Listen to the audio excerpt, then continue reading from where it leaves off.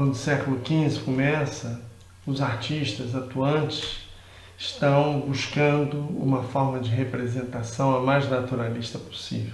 No início, entre os artistas primitivos, capitaneados por uma figura exemplar como Giotto di Bondone, procuram representar o corpo humano de uma forma convincente e conseguem, porque o fazem através do estudo da estatuária clássica. Mas a gente viu também que eles tinham uma grande dificuldade de inserir esse corpo humano dentro de um espaço tratado de uma forma racionalmente, eu diria, geométrica, né? Portanto, com precisão geométrica. Não, isso eles não sabiam fazer, e quem vai fazer isso é Masaccio. Vimos já isso. Masaccio pega os ensinamentos do arquiteto, escultor, geômetra Filippo Brunelleschi e aplica a pintura, né? E aí vem uma geração de artistas que é fundamental, que é muito pouco falada, muito pouco conhecida. As pessoas conhecem mais os artistas do Cinquecento, né? Leonardo, Rafael e tal, né? Michelangelo.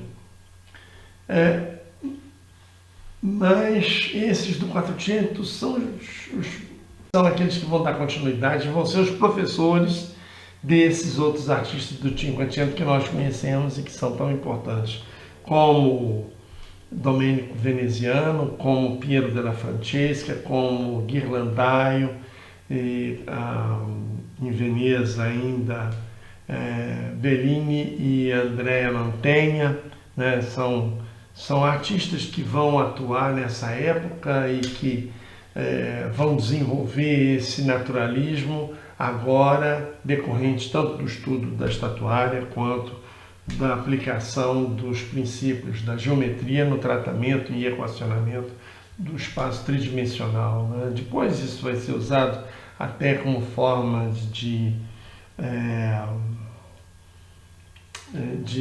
concepção do próprio espaço. É bem interessante, a gente vai ver uma igreja na Itália, feita por Donato Bramante, em que ele cria ilusões de que ela é maior do que de fato é, usando as noções de perspectiva para tratar o próprio espaço tridimensional e não traduzi-lo num espaço bidimensional. A gente vai ver isso daqui a pouco. Vários outros artistas seguiram a senda aberta por Masaccio, que introduziu a técnica da perspectiva cônica na pintura. Domenico Veneziano, atuante em Florença, faz a interpretação do corpo humano a partir do estudo das esculturas clássicas e consegue alocar suas figuras num espaço concebido de forma fidedigna, como outros artistas dessa época fizeram também. Além disso, o estudo da estatuária dos antigos tornou-se uma base permanente para a representação do corpo humano na Renascença, o que justifica a aparência um tanto sólida dos modelos presentes nas pinturas do Quattrocento. Domenico Veneziano, autor desse São João Batista no Deserto, de desenho seguro e suave colorido, foi professor de Piero della Francesca, natural da Úmbria, artista que exerceu grande influência sobre a arte do século XV em Florença. A obra Ressurreição possui esse estilo grandioso com um Cristo ressurreto a dominar a composição, ao tempo que sai do sepulcro, tendo aos seus pés os soldados adormecidos. Na Florença do século XV, subsiste ainda uma outra tendência pictórica, marcada não pelo sentido monumental que a arte de Domenico Veneziano e Piero della Francesca possuem e que fazem a escola de seu tempo, mas por um outro tipo de pintura, onde ainda remanesce um gosto pelas soluções requintadas e palacianas, pelo emprego de folhas de ouro, pela delicadeza do estilo através do gótico internacional. Essa corrente, que herda influxo de Gentili da Fabriano, Lourenço Mônaco e do próprio Masolino da Panicali, manifesta-se em vários outros artistas, como por exemplo Paolo Cello, com sua célebre obra Batalha de San Romano, Fra Filippo Lippi e Fra Angelico, autor de obras de enorme delicadeza mística. Sandro Botticelli foi um artista seguidor dessa mesma linha de sensibilidade aos efeitos decorativos na pintura, com o emprego de dourados, de empastes lisos e de uma palheta onde predominam tons suaves, bem ao gosto da Renascença florentina.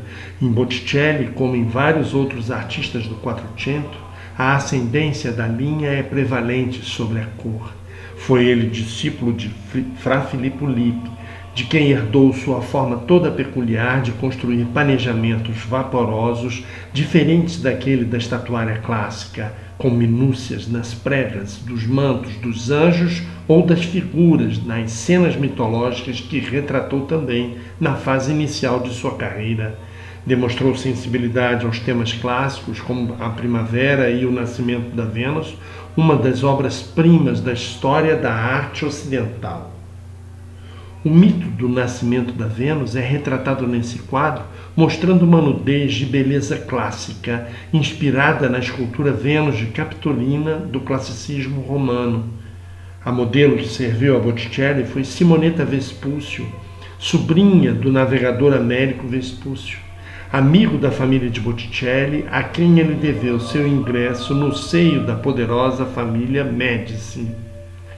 Influenciado pelo neoplatonismo que os humanistas renascentistas cultivavam, especialmente sob o patrocínio de Lorenzo Pier Francesco de Médici, primo de Lourenço Magnífico, de quem passou a ser protegido, Botticelli buscou um padrão de beleza platônica que buscava representar a própria manifestação da divindade através da sensibilidade ao belo, ao bom, ao verdadeiro, fosse para representar uma Vênus ou uma Nossa Senhora entronizada. Muito embora atuasse especialmente na cidade de Florença, sua fama alcançou a Itália inteira e em 1481 foi incumbido da pintura de 2 painéis da Capela Sistina, ao lado de outros pintores igualmente célebres como Perugino, professor de Rafael, Domenico Ghirlandaio, mestre de Michelangelo, e Cosimo Rosselli. Mas, apesar desse sucesso, Botticelli acabaria relegado ao esquecimento de seu patrimônio pictórico ainda em vida e acabou seus dias na pobreza e na obscuridade. A importância de sua pintura só seria recuperada novamente séculos depois na Inglaterra pela confraria dos pintores pré-rafaelitas. A gente vê que a ascensão do pensamento racional leva o artista, o pintor, o escultor, e mesmo o arquiteto à busca de soluções racionais para a sua arte, para o seu trabalho. O vocabulário místico que havia caracterizado a arte durante o gótico cede espaço a uma abordagem mais real, factível. E o naturalismo é uma consequência disso. Mas a gente encontra em locais fora da Itália também essa busca pelo naturalismo, mas não caminhando no mesmo sentido que a arte flamenga, que a arte italiana caminhou. Enquanto a arte italiana ela buscava o naturalismo estudando esculturas clássicas, em Flandres, onde não havia abundância de esculturas clássicas, os artistas buscaram caminhos diferentes. Enquanto a arte italiana buscava a representação do espaço através de um equacionamento geométrico desse, a arte flamenga utilizou-se de recursos tecnológicos, como, por exemplo, a invenção da câmera escura, e que era como se fosse uma máquina fotográfica. Aquelas lambi-lambi com aquele manto, era igual. Só que era grande e ali permitia entrar uma tela que o artista ia pintar através da sobreposição de detalhes.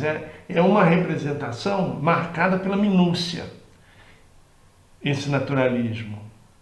Enquanto que a italiana não, é decorrente de estudo de estatuária e de soluções geométricas.